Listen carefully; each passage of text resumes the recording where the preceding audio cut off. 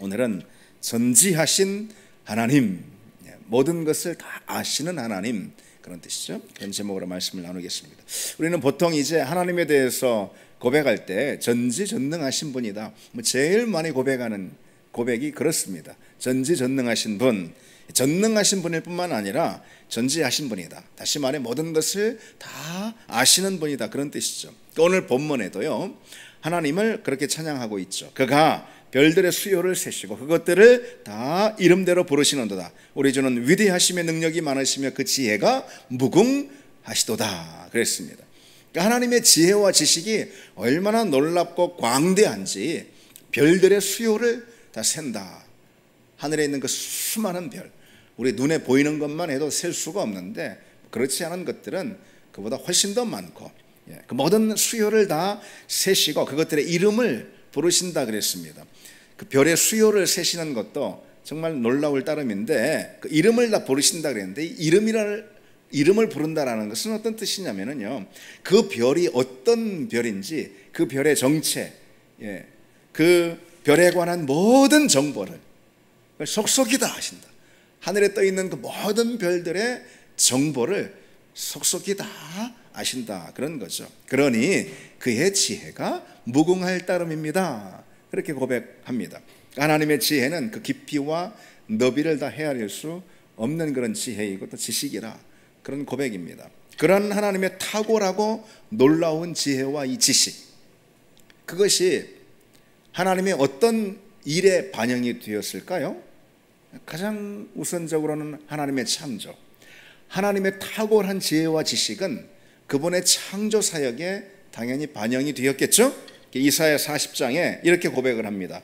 누가 손바닥으로 바닷물을 헤아렸으며 뼘으로 하늘을 쟀으며 땅의 티끌을 되에 담아 보았으며 접시 저울로 산들을 막대 저울로 언덕들을 달아보았느냐, 그렇게 이제 말씀하는 장면이에요. 그래서 이제 하나님은 얼마나 그 지혜와 지식이 광대하시냐, 우리가 다 이로 헤아릴 수가 없는데 마치 손바닥으로 바닷물을 다 헤아리시고 뼘으로 하늘을 재듯이 재시고, 그리고 또 저울로 산들을 달아 보셨다.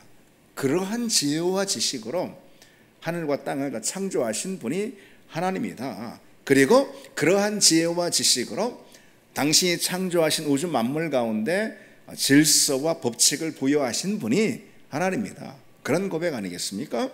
하나님의 그러한 지혜와 지식이 창조의 역사 가운데 담겨 있기 때문에 하나님 만드신 모든 이 피조세계 우주 만물들이 그런 하나님의 지혜와 지식이 담겨서 질서정연하고, 그리고 또 원리와 법칙 가운데 질서정연하게 이 운행이 된다, 그런 뜻입니다.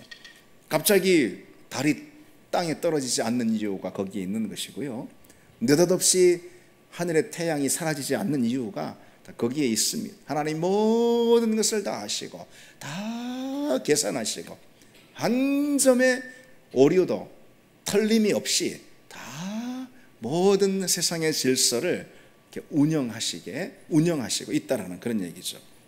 여러분, 왜 물리상수라는 이야기를 들어보셨습니까? 물리적으로 딱 그만큼 정해진 값이 되어야 한다, 그런 뜻이 물리상수예요. 다시 말해서 어떤 이 우주 만물에 또 아니면 이 지구의 환경이 있잖아요. 이런 것이 항상 딱 같은 값으로 지금처럼 그렇게 정해져 있어야지만, 그래야지만 이 지구 환경이 유지가 되고 그 환경 가운데 있는 모든 생물체들이 살아간다, 숨쉬고 살아간다, 그런 뜻입니다. 조금이라도 변수가 생기면은 그러면은 그 환경은 금방 무너져 버리고 그 안에 있는 모든 생명들은 다 소멸되고 만다는 거죠. 딱 정해진 값, 물리상수. 근데 그 값을 누가 정하셨느냐? 하나님이 정하셨다는 거죠. 예를 들어서 지구와 태양 간의 거리가 있어요. 거리가 얼마라고 이렇게 그러잖아요. 하여튼 그 거리, 딱 정해진 그런 거리, 그 같은 거리가 되지 않으면은 지구의 생명체는 존재할 수가 없다고 그럽니다. 달의 크기도 마찬가지, 지구의 위성인 달의 크기도 딱 그만큼의 크기가 이렇게 딱 돼야지, 그보다 더 작거나 더 크거나 하면은 지구에 큰 재앙이 다 닥친다는 거죠.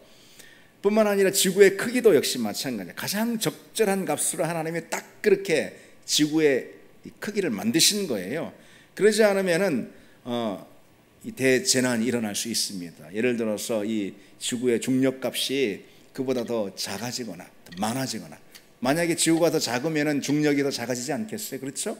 그러면은 이 산소를, 대기 중에 산소를 붙잡아둘 수 없습니다. 그럼 우리는 숨쉬고 살 수가 없게 되는 거죠. 모든 물리값이 딱 지금처럼 그렇게 정해져요. 하나님 만드신 그 값, 창조의 값 그대로 딱 정해져 있어야지만, 그래야 이제 생명이 살 수가 있습니다. 거기에 조금이라도 변수가 생기면은 살아갈 생명이 없는 거예요.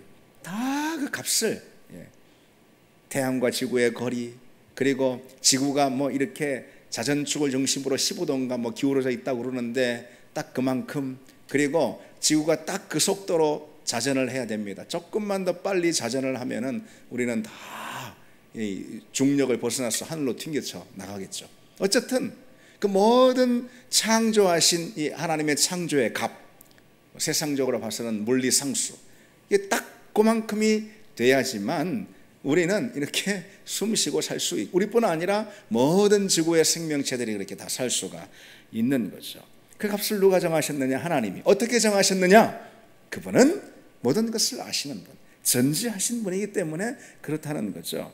그런가 하면 여러분, 하나님의 이 전지하심은 그처럼 하나님의 창조 역사 가운데 반영이 되었을 뿐만 아니라 하나님의 구원의 역사 가운데 하나님의 전지하심이 반영이 되겠죠. 하나님은 당신의 탁월하고 놀라운 지혜와 지식으로 타락한 이 인간을 기가 막힌 섭리 가운데 건지신다라는 거죠.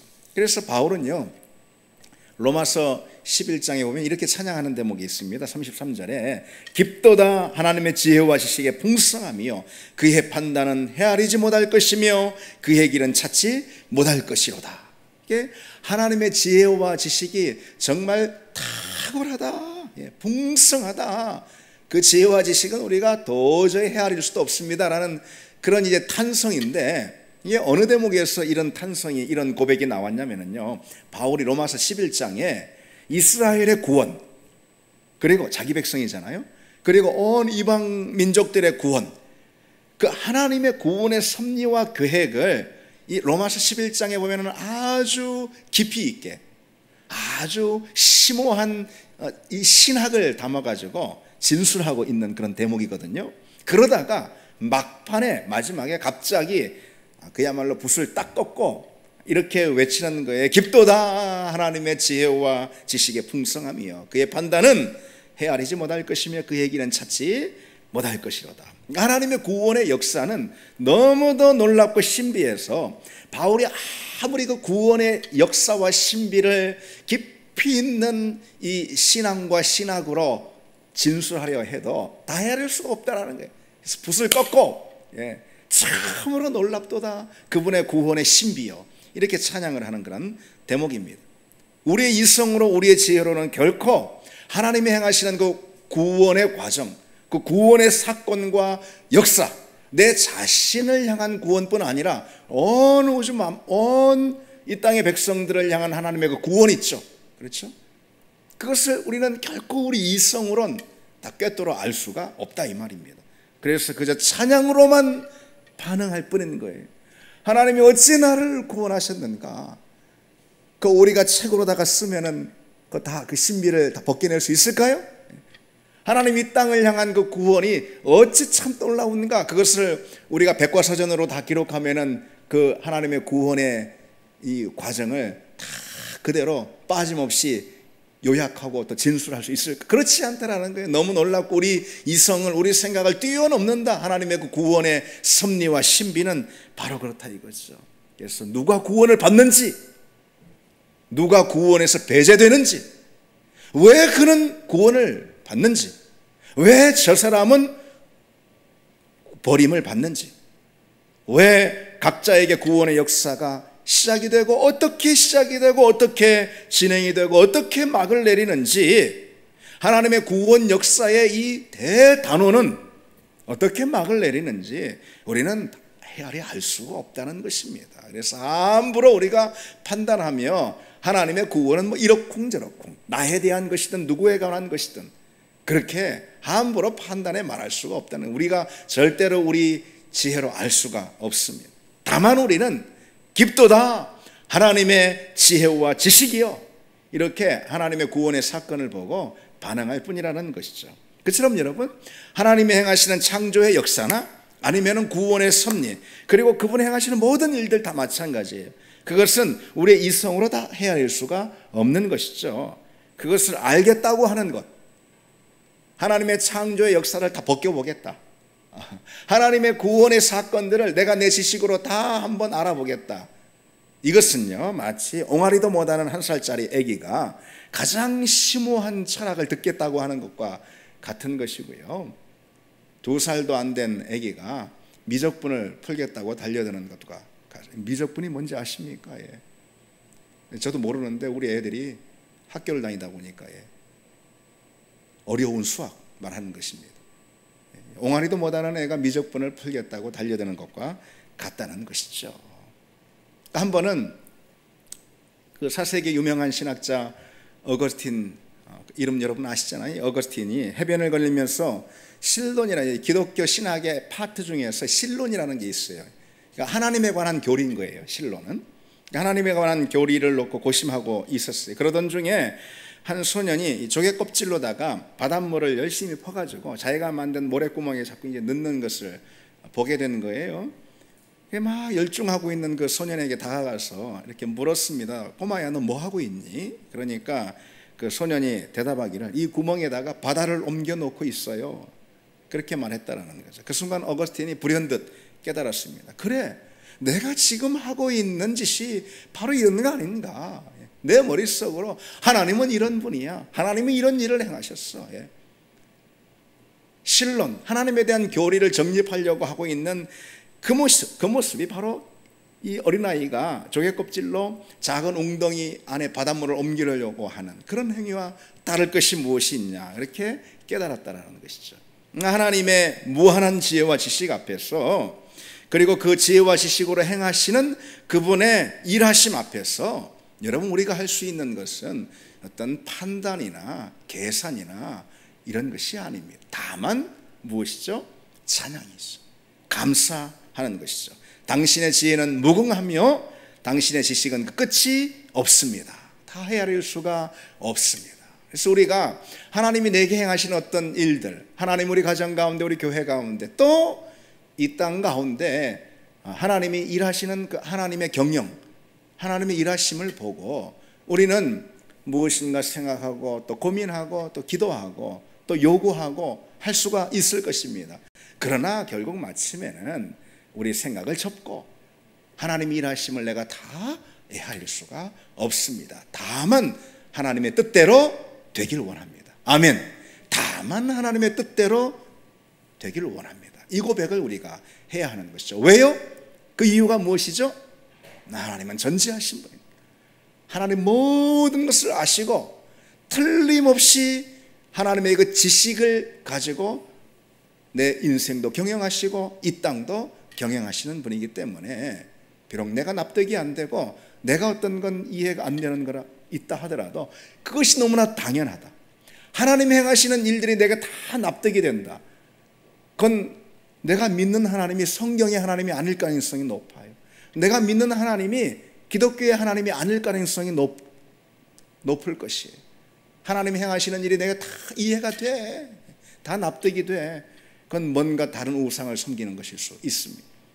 하나님이 행하시는 일은 납득이 안 되는 것이 너무나도 당연합니다. 이해가 안 되는 것이 너무나도 당연합니다. 납득하지 않고 먼저 순종하는 것이 기독교 신앙임이 마땅한 이유가 거기에 있습니다. 왜? 그분의 지식은, 그분의 지혜는 우리가 헤아릴 수가 없는 것이고, 전지하신 하나님이 그분의 탁월하고 광대한 지혜와 지식으로 우리 인생을 경영하시고 이 땅을 운행하시기 때문에 그런 것이죠. 그래서 우리는 마지막에 바울처럼 붓을 꺾고, 다시 말해 우리 생각을 접고, 과연 당신의 지식이 탁월합니다 고백하며 오직 당신의 뜻대로 되기를 원합니다 소원하는 우리가 되어야 합니다.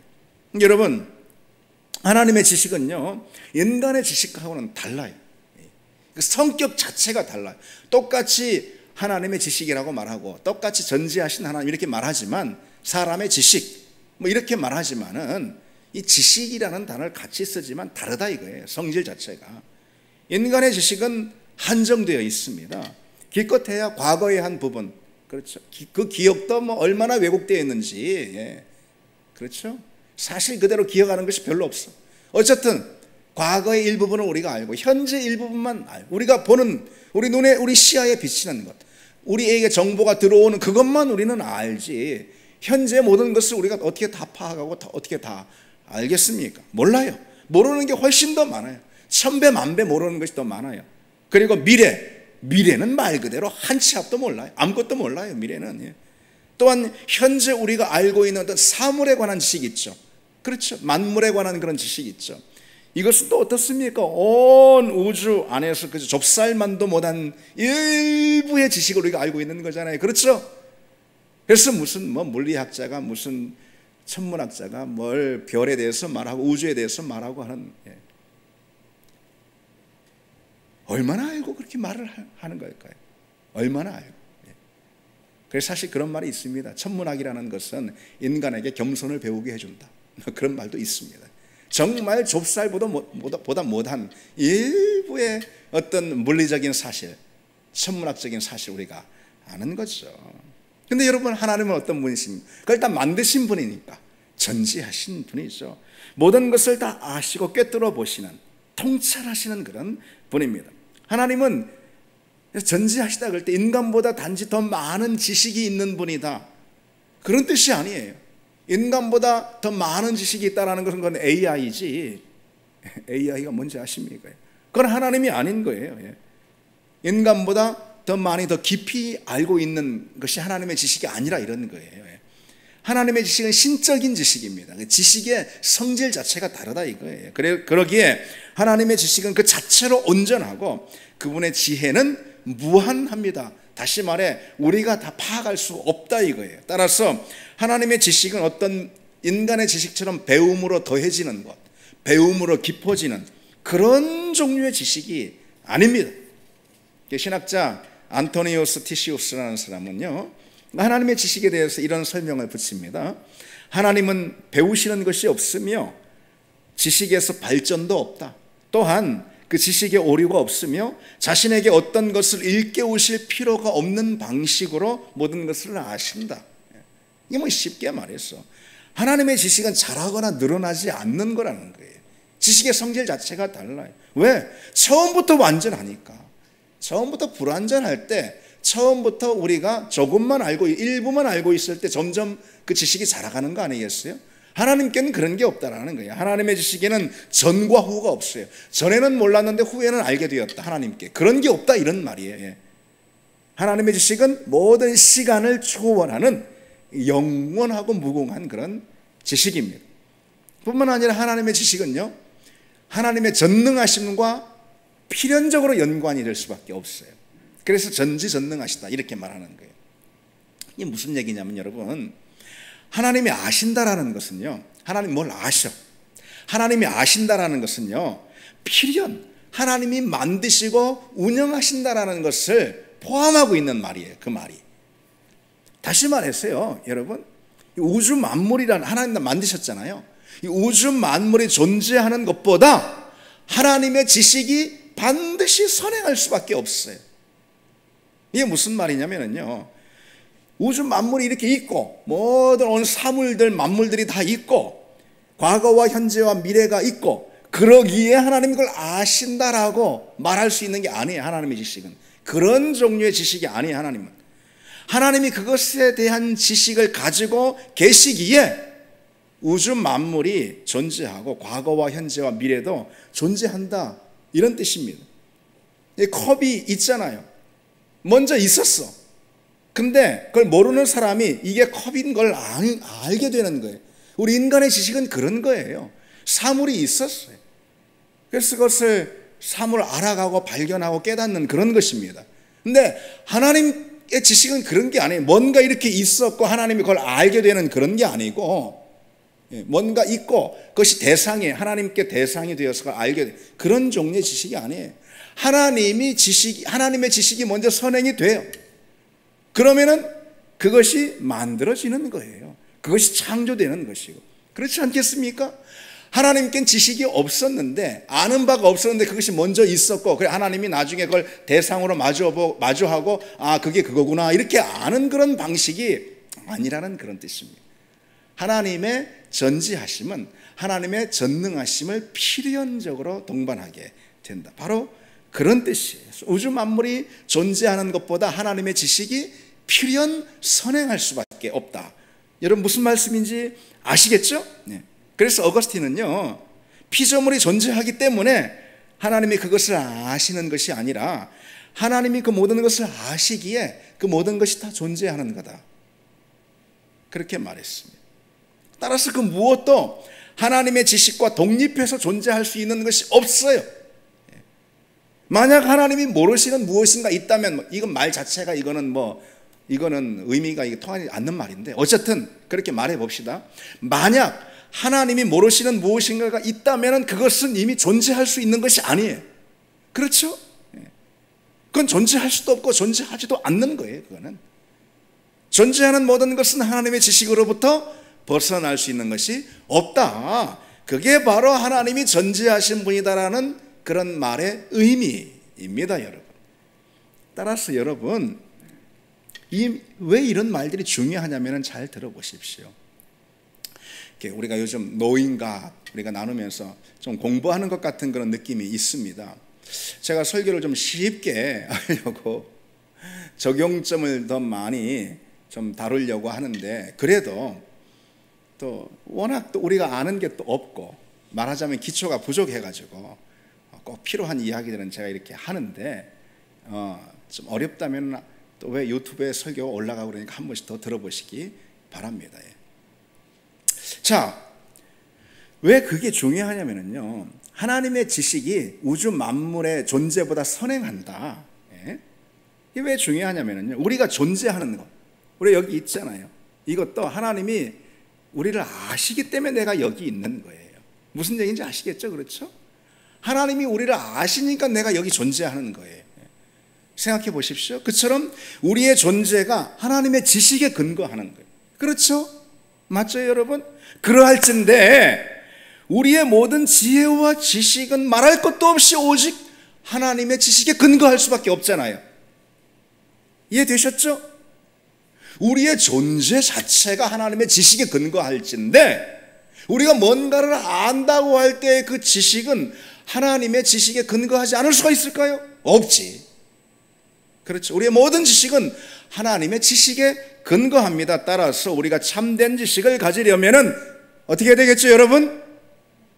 하나님을 먼저 알아야죠. 아멘. 하나님을 먼저 알아야죠. 그분이 모든 지혜와 지식의 근거이기 때문에 그렇습니다. 잠언 1장 7절에 여호와를 경외하는 것이 지식의 근본이다. 모든 지식은 하나님을 아는 것으로부터 시작이 됩니다. 하나님을 모르고는 무엇도 알 수가 없으며, 하나님을 모르고도 뭔가 내가 안다고 주장하는 그것은 다만 거짓일 뿐입니다. 그 지식이 사물에 대한 것이든 나 자신에 대한 것이든 내가 알고 있는 그 지식은 다만 거짓에 기초한 걸 뿐이다. 그 사실을 알아야 합니다. 하나님을 모르고서는요, 그 인생 100세를 살든 천수를 하든 오로지 거짓에 기반한 인생을 사는 허상의 인생일 뿐인 거예요. 허상의 인생. 참된 지식은 하나님께 근거한다. 우리가 먼저 하나님을 알고 그분을 경외할 때 하나님이 우리로 당신이 만드신 모든 것을, 그리고 또 온 세상을, 심지어 나 자신도 제대로 볼 수 있고 파악할 수 있게 해주십니다. 그런 눈을 열어주세요. 하나님을 알 때 그런 눈이 열려요. 모든 것을 참되게 보는 눈. 하나님이 비춰주시는 그 빛으로 우리는 다른 모든 것을 다 알게 된다. 내 자신도 알게 된다. 그래서 다윗이 뭐라고 합니까? 시편 36편에 주의 빛 안에서 우리가 빛을 보리이다. 주의 빛 안에서 우리가 비로소 빛을 봅니다. 이게 무슨 말이죠? 하나님이 비춰주시는 빛을 받아서 우리는 세상도 보고 사물도 보고 인생도 본다, 그런 것입니다. 우리에게 이성이 있고 지성이 있다 하더라도 하나님이 거기에 참된 빛을, 지혜와 지식의 근거가 되시는, 근본이 되시는 하나님이 빛을 비춰주시지 않으면은 우리가 아무리 무슨 지성이 있고 이성이 있다 하더라도 사물도 제대로 볼 수 없고 인생도 세상도 제대로 볼 수가 없다. 하나님을 아는 지식이 기본, 기초, 출발입니다. C.S. 루이스라는 그 유명한 변증가는 이렇게 가르칩니다. 나는 해가 떠오르는 것을 믿는 것처럼 기독교를 믿습니다. 내가 그것을 보기 때문이 아니라 그것으로 인해 나머지 모든 것들을 볼 수 있기 때문입니다. 자, 해가 있다고 없다고 서로 싸우는 사람이 있다고 해보십시오. 해가 있는데 내가 해를 봤거든, 이렇게 말할 수 있잖아요. 그렇죠? 저기 해가 있잖아. 눈이 부셔서 막 안 보이는데, 안 보이긴 하지만 해가 있잖아. 근데 옆 사람이 막 눈이 너무 부시니까 막 그냥 안 보여, 해가 어딨어. 그렇게 말할 수가 있잖아요. 그렇죠? 근데 해가 저기 있다라는 것은 눈부신 태양이 저기 있는 그것을 내 눈으로 보기 때문만이 아니라 뭘 통해 알 수가 있죠? 해가 비치니까 다 보이잖아요. 이것도 보이고, 다 보이잖아요. 이것도 보이고 다 보이는 거 아니겠어요? 해가 비춰서. 그렇죠? 그 해로 인해서 비추는 그런 사물들, 그 사물을 볼 수 있기 때문에 나머지 모든 것을 볼 수 있는 거죠. 그렇습니다. 해가 비춰야 모든 것을 볼 수 있듯이 기독교의 진리가 비춰야, 내 심령 가운데 비춰야지 세상도 인생도 모든 것도 비로소 나는 알 수 있게 되는 거예요. 제대로 참되게 알 수가 있는 것입니다. 하나님은 지혜와 지식의 근본이기 때문에 그렇죠. 그러기에 이 시편 기자는 이렇게 말합니다. 어리석은 자는 그 마음에 이르기를 하나님이 없도다. 하나님이 없도다 하는 자를 뭐라고 평가하고 있죠? 어리석은 자. 마치 조금 비난하고 조롱하는 그런 투거든요. 이것이 어리석은 놈들은 뭐 이런 거예요. 하나님이 없다 하도다. 하나님이 없다고 하는 사람 누구라는 거예요? 어리석은 자다. 어리석은 자라는 것은요, 아주 미련하고 우매한 멍청이, 그런 뜻입니다. 이게 비꼬듯이 하는 그런 구절이거든요. 우매하고 미련한 바보다. 하나님이 없다고 하는 자들, 하나님이 없다고 하는 자들은 누구일까요? 단순히 하나님의 존재를 부정하는 그런 자들만 말하는 것이 아니라 하나님이 없이 세상을 보는, 하나님이 없이 자기 인생을 관찰하는 그런 사람들을 말하는 거예요. 그런 자들은 다 뭐라고요? 어리석고 우매한 멍청이다, 그런 겁니다. 왜일까요? 하나님이 없이는 그 어떤 참된 지식도 불가능하기 때문에 그런 것입니다. 그런 인생이 미련하고 우매한 것은 너무나도 당연한 결과 아니겠습니까, 여러분? 그런데 여러분, 이 사실이 중요해요. 이 사실. 예수를 믿는다 해도 마치 하나님이 없는 것처럼 사는 사람들도 있습니다. 예수를 믿는다 하지만 하나님이 없는 것처럼 사는 사람, 역시 어리석고 미련한 바보인 것은 똑같은 거 아니겠어요? 그런 인생은 미련하고 우매한 인생입니다.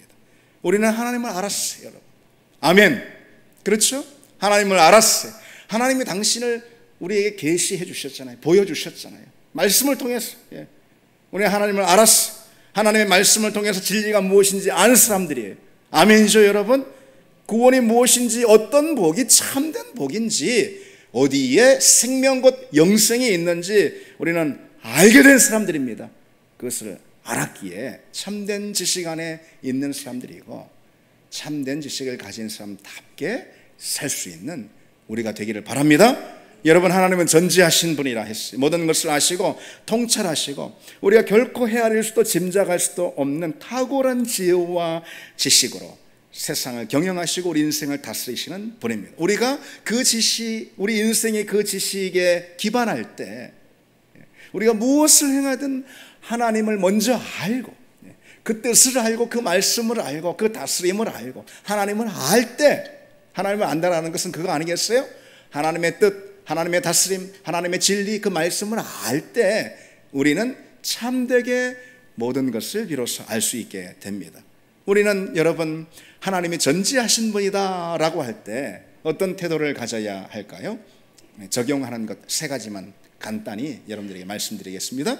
첫 번째로, 하나님은 전지하신 분이다. 따라서 우리는 당연히 우리 모든 교만을 버리고 그분 앞에 겸손해야 되겠죠. 그렇죠? 하나님 앞에서 뭔가 아는 것처럼 떠들지 말아야 하는 것입니다. 신앙의 자리에서 함부로 판단하지 말아야 합니다. 다만 겸손히 그분이 행하시는 일을 보고 기대하며 기도하며 당신의 뜻이 이루어질지이다. 아멘. 오직 당신의 뜻이 이루어질지이다. 그렇게 기도하는 사람이 되어야 합니다. 두 번째로, 하나님의 말씀인 성경의 말씀을 최고 최선의 지혜로 받아들여야 합니다. 그렇죠. 하나님은 전지하신 분이니까 모든 것을 아시고 지혜와 지식에 있어 탁월한 분이니 그분이 하신 말씀이 곧 그렇지 않겠어요? 그러니 그분의 그 말씀을 최고 최선의 지혜로 받아들이고, 그리고 세상의 어떤 지식보다 절대적인 진리로 인정하는, 그리고 순종하는 우리가 돼야 합니다. 아까 말씀드렸듯이 그 말씀이 비록 내게 납득이 되지 않고 이해가 되지 않더라도 다만 순종할 수 있는 그럼 우리가 돼야 합니다. 왜요? 하나님은 전지하신 분이니까. 마지막 하나만 더 보시면은, 하나님은 전지하신 분이기 때문에 나의 모든 것을 다 믿고 맡겨야 합니다. 그렇겠죠, 여러분? 하나님은 나를 가장 잘 아시는 분이에요. 그래서 흔히 하는 말처럼 나보다 나를 더 잘 아시는 분. 꼭 그 말이 맞습니다. 그렇습니다. 하나님은 우리의 본질과 체질을 아신다. 그랬어요. 그리고 나의 형편과 사정을 아신다. 그랬습니다. 성경에서 무수히 찾아볼 수 있습니다. 그리고 나의 중심, 내면 깊은 그 내 내면의 동기까지도 다 아시는, 중심을 아신다 그랬잖아요. 그런 분입니다. 그리고 하나님은 우리가 진짜 하나님을 사랑하는지 우리 중심을 보시니까 내 믿음이 진짜인지 그런 것도 다 아십니다. 우리가 믿음에 얼마나 충실했는지 다 아시는 분입니다. 그래서 요한계시록에 나오는 7교회를 향해서 뭐라고 그러시죠? 내가 내 행위를 아노니. 그렇죠?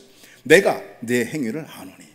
그래서 우리는 두렵고 떨림으로 우리 믿음을 이루어야 하는 그런 삶이 맞죠. 그러나 한편 하나님 우리를 다 아시기 때문에 우리 삶을 온전히 주님께 맡길 수가 있습니다. 시편 139편에 이렇게 고백하고 있습니다. 여러분, 여호와여 주께서 나를 살펴보셨으므로 나를 아시나이다. 주께서 내가 앉고 일었음을 아시고 멀리서도 나의 생각을 밝히 아시오며 나의 모든 길과 내가 눕는 것을 살펴보셨으므로 나의 모든 행위를 익히 아시오니 여호와여 내 혀의 말을 알지 못하는 것이 하나도 없으시니라. 하나님은 우리를 속속히 아십니다. 앉고 일었음을 아시고 내 삶의 모든 향방을 아십니다. 그래서 그분께 우리 인생을 믿고 맡기는 우리 모두가 다 되기를 바랍니다. 우리 같이 이 찬양 드리겠습니다.